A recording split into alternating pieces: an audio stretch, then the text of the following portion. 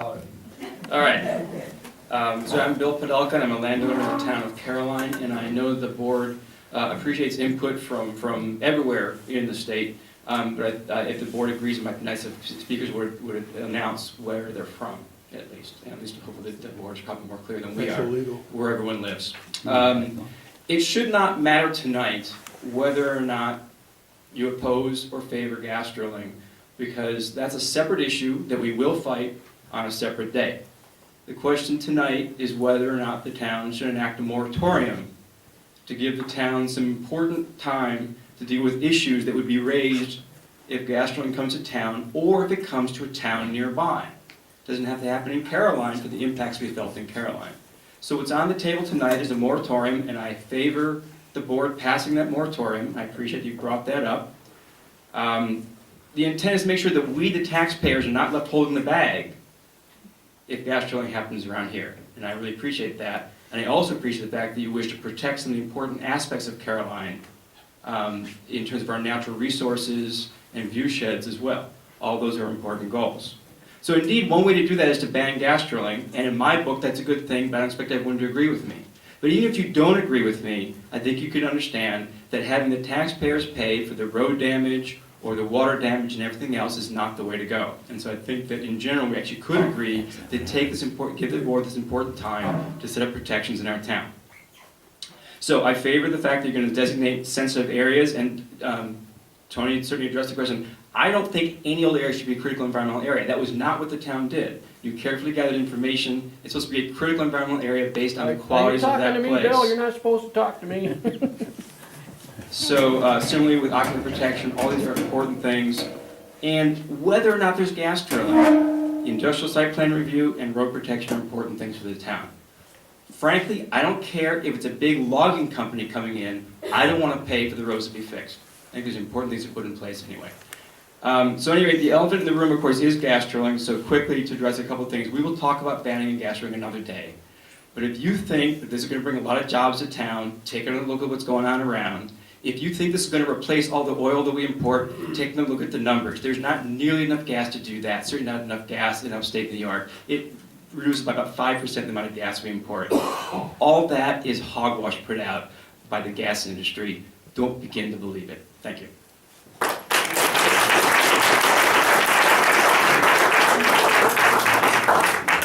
So Mary Weiss Anderson is up, and then Lizzie Evett is next. Lizzie Evett? Hello board and hello fellow community members. I'm a 23-year homeowner resident of the town of Brooktondale on Saturday.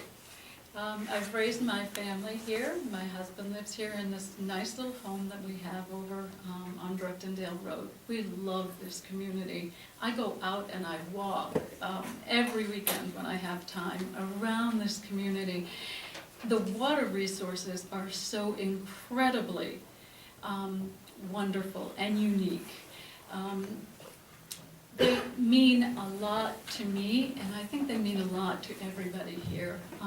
It troubles me that this issue divides our community, because when I first moved to this community, the one thing that I felt that was very palpable was that there's a divide between the rednecks, whom I like very much, and between the people that are naturalized into the community, whom I love very much too.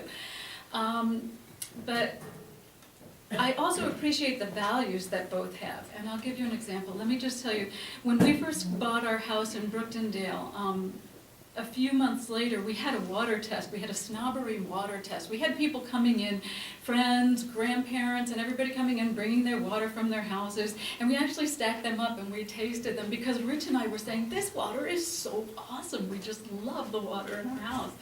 And we tasted Avion and Against Water from the Swedish mineral well. And our water, that was the closest one. The Swedish mineral well was the one that came closest to the flavor and the deliciousness and the clarity of the water in our house. That sealed the deal for us. We were so glad that we have our house and that we have our well and we have our clean aquifer and we have the waterfalls and the Voorhees Mills. That means so much to this community, and I know on both sides, we care about what this community looks like. We care about the value of our homes. We care about our children growing up here, whether we were born here or whether we're raising our children here. We have common interests. I would encourage the board to vote the moratorium on banning hydrofracking until the way we can extract natural gas from shale is more scientifically sound. Are we going to listen to gas companies that are driven by money, or are we going to listen to the environmentalists who are telling us that we need to be responsible for the environment because things are happening? Gas companies can easily pull out, but the environment can't just run away with its bag of money.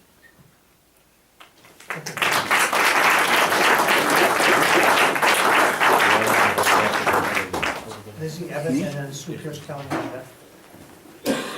I'm a 36-year resident of Caroline. I live on Bald Hill Road. I, like over 1,000 of our town residents, am in favor of a ban and want to see it in place as soon as possible. But I also want this moratorium to be instituted in order to ensure that the town has the necessary time to protect itself from activities that could have significant impacts on the town should gas drilling commence in surrounding towns and counties. I'm very much in favor of the proposed moratorium for many reasons, but I'm particularly heartened to see that it proposes to develop a policy to address the safety hazards of small pipelines to transport natural gas, a potentially dangerous aspect of gas drilling that could spill over into Caroline.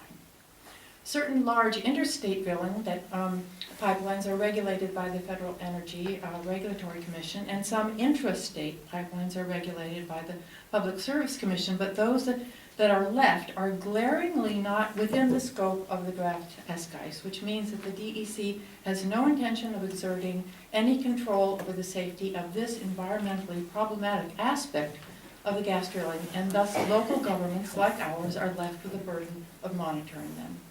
And this appears to be no easy task, but a very important one given the potential catastrophic outcomes from bad welding jobs, corrosion of pipes, and the like.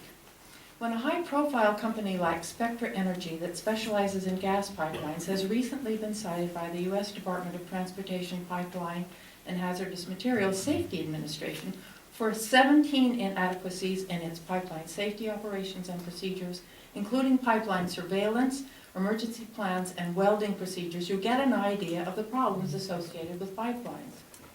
And the importance of the moratoriums giving the board the time to address the fact that pipelines under 125 psi and less than 6 inches in diameter are presently not regulated is highlighted by a recent pipeline failure in Washington County, Pennsylvania. On February 28th, Pittsburgh Post-Gazette reported that a leaking 2-inch pipe carrying wet gas from a fracking operation conducted by Chevron has been the source of significant problems. At first, Chevron reported that it had leaked 100 gallons. 2 months later, recently, the company has now reported that it has more like 4,000 gallons and that the contamination has spread into the surface water beyond the well site. It has yet to be determined whether the contamination has reached a nearby creek. So far, Chevron has dug up 1,000 cubic yards of soil just on the well pad alone, and who knows where they've disposed of it. This kind of event points out just one of the many hazards posed by faulty pipelines. And then there's the catastrophic San Bruno pipeline explosion that occurred in California last year. With this moratorium, the town will have the time to devise a policy to ensure that Caroline is not exposed to the hazards of natural gas.